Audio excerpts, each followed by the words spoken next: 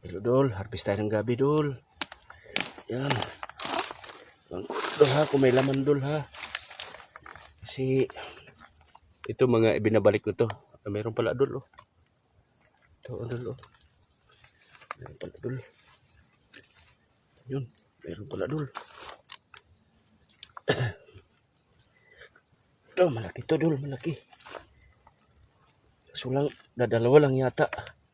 Dalawa lang ang bunga dol. Pero pwede na dol.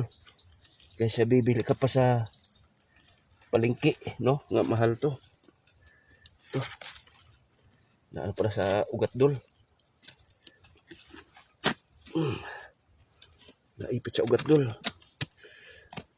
Mahal to sa palengke dol. Na ganito. Ayan. Yung dol oh, lalaki. Kaso lang dalawa lang bunga niya dol, pero okay na kasi mga 1 kilo na rin to. Nasa 30 ang 1 kilo. Kaya solve na dol.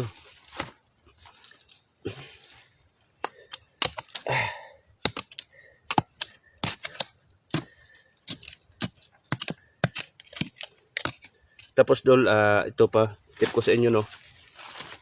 Yan, ganito. Pag nag-harvest kayo no. Pagkatapos yung kahit manhingi ka lang sa nagtanim ng gabi, kahit hindi mo tanim, pero pag nanhingi ka tapos binigyan ka, no? Pag ikay tumba ng puno ng gabi, no? Maharvest mo na.